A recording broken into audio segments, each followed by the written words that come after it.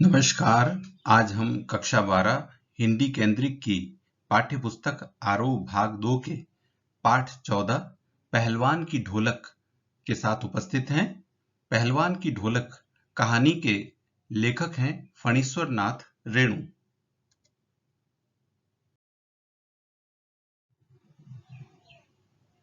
इस सत्र के उपरांत विद्यार्थी फणीश्वर नाथ रेणु व उनकी रचनाओं के बारे में बता सकेंगे, कहानी के शीर्षक को स्पष्ट कर सकेंगे, आंचलिक उपन्यासों के बारे में बता सकेंगे, पहलवान की ढोलक कहानी को सुना सकेंगे, महामारी से उत्पन्न भयावह स्थिति को लिखकर व्यक्त कर सकेंगे, ढोलक की आवाज के सकारात्मक असर को अभिव्यक्त कर सकेंगे, लोक कलाओं के घटते प्रचलन के बारे में विचार प्रकट कर सकेंगे। आइए लेखक फणीश्वर नाथ रेणु के बारे में जानें।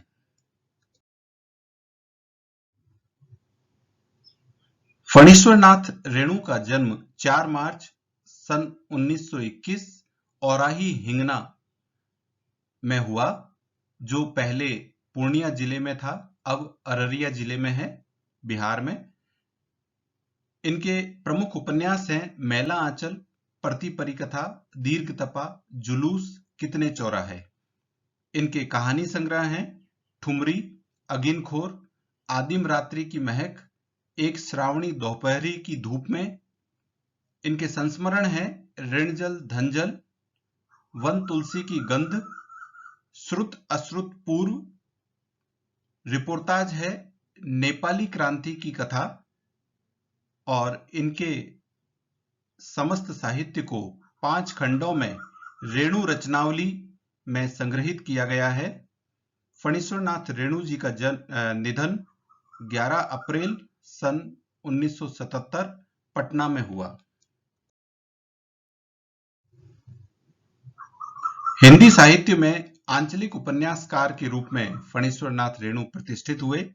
रेणु जी द्वारा रचित और सन 1954 में प्रकाशित मैला आंचल उपन्यास से हिंदी साहित्य में आंचलिक उपन्यासों का प्रारंभ हुआ। रेणु जी ने कथा साहित्य में गांव की संस्कृति और लोक जीवन को केंद्र में लाकर खड़ा कर दिया। स्वतंत्रता के बाद जब सारा विकास शहर केंद्रित होता जा रहा था, तब रेणु जी ने रचनाओं में से अंचल की समस्याओं की ओर भी लोगों का ध्यान खींचा।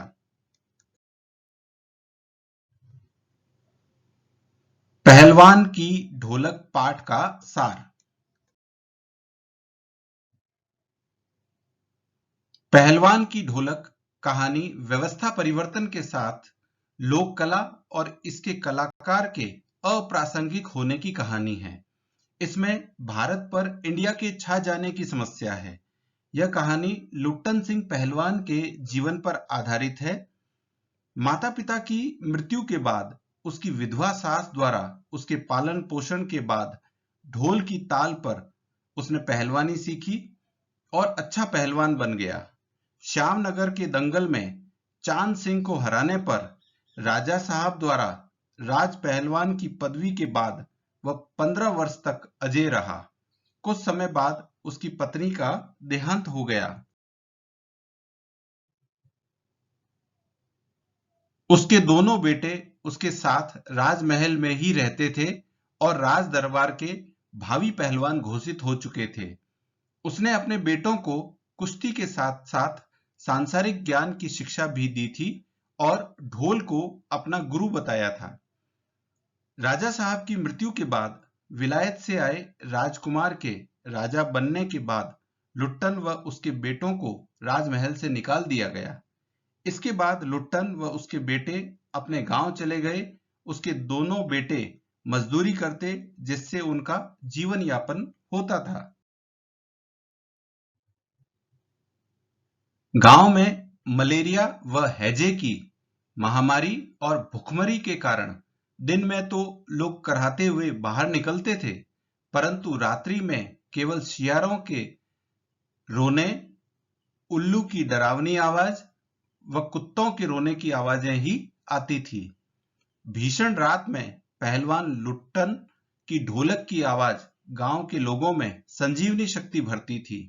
भूख व महामारी से दोनों बेटों की मृत्यु के बाद उनको नदी में बहाने के पश्चात वह रात भर ढोलक बजाता रहा, जिससे गांव के लोगों की हिम्मत दुगनी बढ़ गई। 4-5 दिनों बाद एक रात ढोलक की आवाज नहीं आई, लुट्टन की मृत्यु हो गई थी। अब इस कहानी को विस्तार से समझें। पाठ के आरंभ में लेखक ने महामारी में डरावनी रात का वर्णन किया है। इसमें कुछ नए शब्द आए हैं। निस्तब्धता यानी घोर शांति या सन्नाटा, क्रंदन अर्थात रोना, पेचक का अर्थ है उल्लू। इस कहानी के आरंभ में लेखक ने जाड़े में अमावस्या की रात्रि की निस्तब्धता का वर्णन किया है, जिसमें आकाश में तारे चमक रहे थे और गांव के लोग मलेरिया व हैजे से पीड़ित सिसकियां ले रहे थे।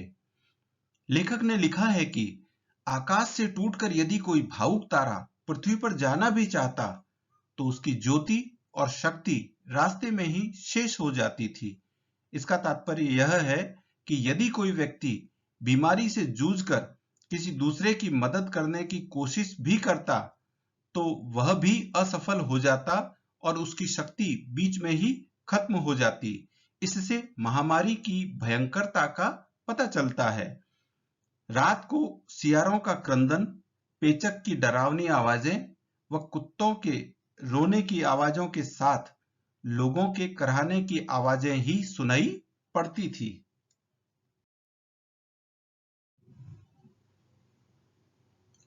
रात्रि की भीषणताओं को ललकारती थी सिर्फ पहलवान लुट्टन सिंह की ढोलक, जो संध्या से सुबह तक बजकर मृत गांव में संजीवनी शक्ति भरती रहती थी।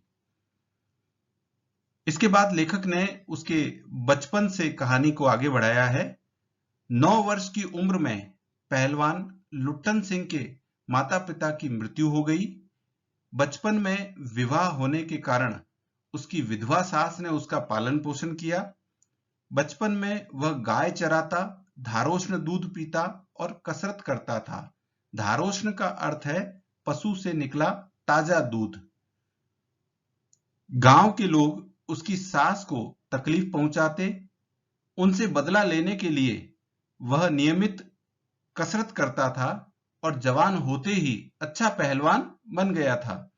एक बार लुट्टन श्यामनगर मेले में दंगल देखने गया और वहां बज रहे ढोल की आवाज सुनकर बिना सोचे समझे पहलवान चांद सिंह को चुनौती दे डाली, जो अपने गुरु पहलवान बादल सिंह के साथ आया था। चांद सिंह ने 3 दिन में सभी पंजाबी व पठानी पहलवानों को पछाड़कर शेर के बच्चे की उपाधि प्राप्त की थी। यहाँ संजीवनी शक्ति शब्द आया है, जिसका अर्थ है जीने की इच्छा जगाने वाली शक्ति या ताकत।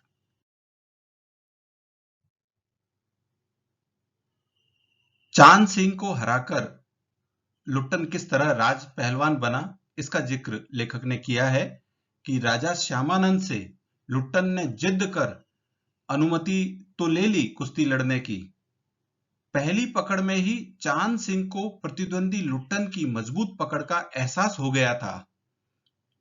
कुश्ती शुरू हुई और बाजे बजने लगे। लुट्टन इसके अनुसार दांव खेलने लगा।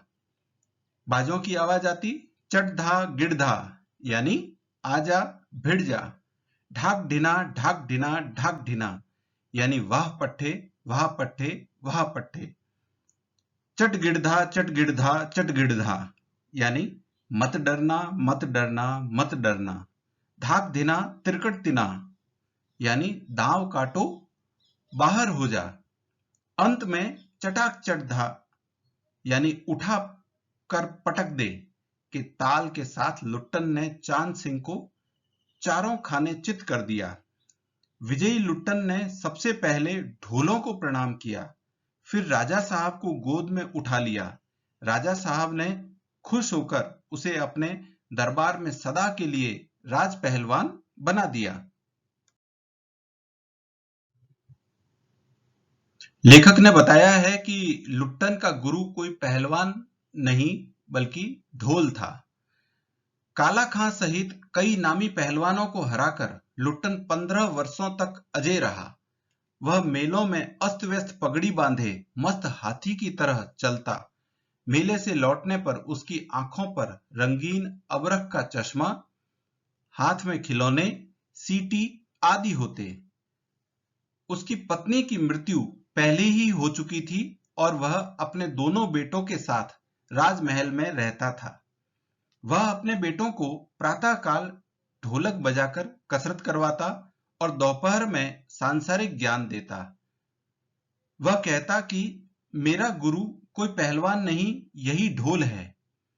ऐसा उसने इसलिए कहा क्योंकि उसने पहलवानी व कुश्ती के दांव पेच ढोल की आवाज पर ही सीखे थे। उसे सिखाने वाला कोई व्यक्ति नहीं था। ढोल की आवाज उसके शरीर में उमंग व स्फूर्ति भर देती थी। ढोल की आवाज के बल पर ही उसने चांद सिंह को हराया व राज पहलवान बन गया था।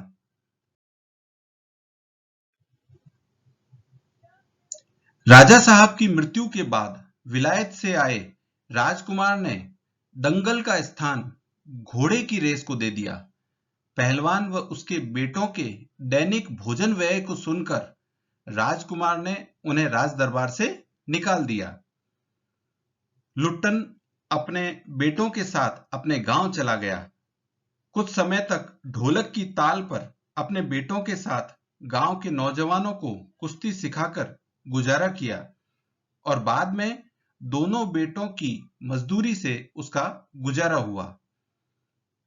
अनावृष्टि यानी सूखा, अन्न की कमी और मलेरिया व हैजे की महामारी से गांव में हाहाकार मच गया। दिन में तो लोग कराहते हुए बाहर आते थे और अपने पड़ोसियों व आत्मीय जनों को ढाढ़स बंधाते, किंतु सूर्यास्त होते ही लोग अपनी अपनी झोंपड़ियों में घुस जाते थे।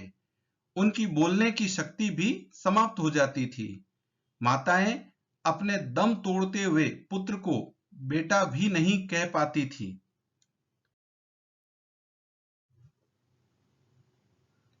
ढोलक की आवाज का गांव पर क्या असर होता था, अब इसकी चर्चा करते हैं। उससे पहले कुछ शब्दार्थ जान लें।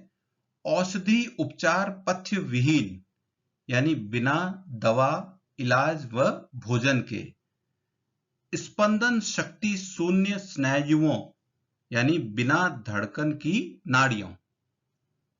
रात्रि की विभीषिका में भी पहलवान की ढोलक बजती रहती, जिसके कारण गांव के औषधि उपचार पथ्य विहीन प्राणियों में संजीवनी शक्ति भर जाती थी। यानी गांव के लोगों के पास न तो दवा और इलाज के लिए पैसे थे और न ही उनके पास भोजन था, लेकिन इसके बावजूद भी पहलवान की ढोलक उनके अंदर जीने की चाह उत्पन्न कर देती थी। उनकी स्पंदन शक्ति शून्य स्नायुओं में स्फूर्ति आ जाती थी।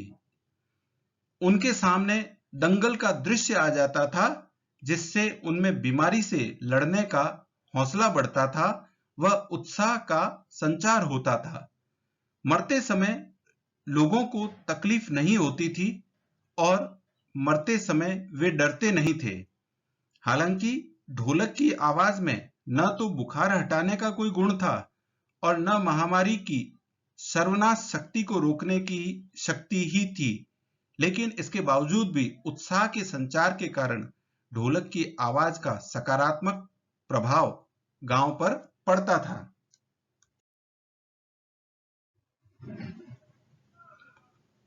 एक रात उसने दोनों बीमार बेटों के कहने पर उठा पटक दे वाला ताल बजाया, परंतु उनकी मृत्यु हो गई।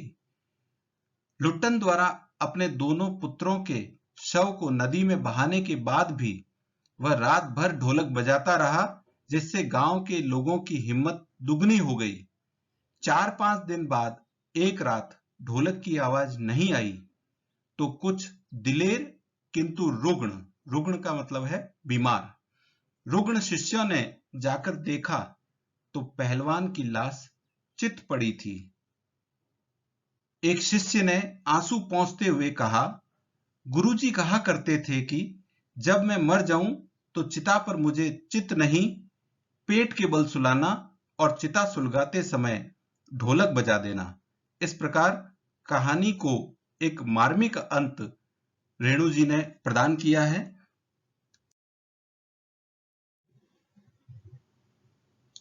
आइए कुछ विशेष संवाद करते हैं।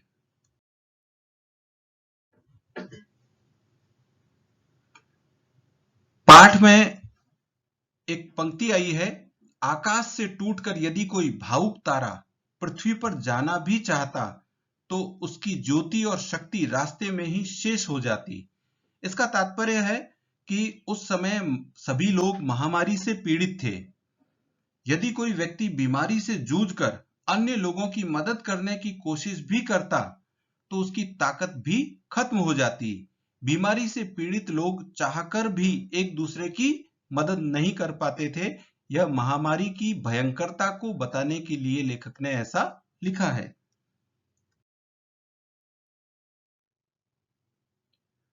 ढोलक की आवाज का गांव पर क्या असर होता था, इसके बारे में फिर से जानते हैं।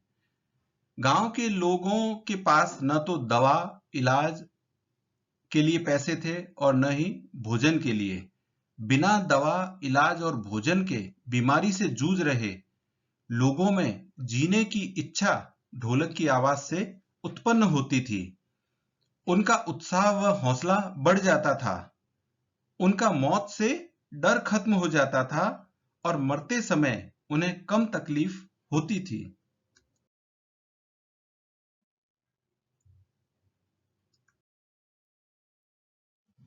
अब प्रवाह चित्र से इस कहानी को समझते हैं।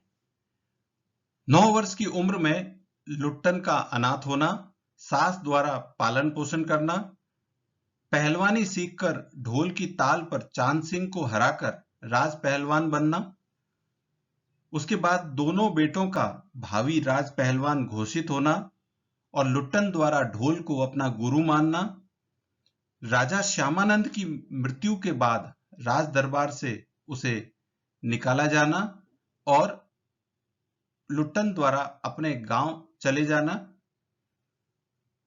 भुखमरी व महामारी से पीड़ित गांव में ढोलक की आवाज से लुट्टन द्वारा संजीवनी शक्ति भरना, जीने की चाह उत्पन्न करना और पुत्रों की मृत्यु के बाद भी ढोलक बजाकर हिम्मत बढ़ाना और अंत में लुट्टन की भी मृत्यु हो जाना।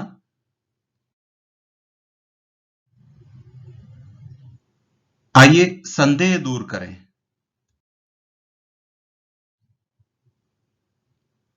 लुट्टन ने ढोल को ही अपना गुरु क्यों माना? इसके क्या कारण थे? उसने बचपन से ही पहलवानी व कुश्ती के दांव पेच ढोल की आवाज पर ही सीखे थे। उसे किसी व्यक्ति ने इसके दांव पेच नहीं सिखाए थे। ढोल की आवाज उसके शरीर में उमंग व स्फूर्ति भर देती थी। उसमें उत्साह व जोश आ जाता था और ढोल की आवाज के बल पर ही उसने चांद सिंह को हराया व राज पहलवान बन गया था। इसलिए लुट्टन ढोल को ही अपना गुरु मानता था। आशा है आपको यह पाठ समझ आया होगा। धन्यवाद।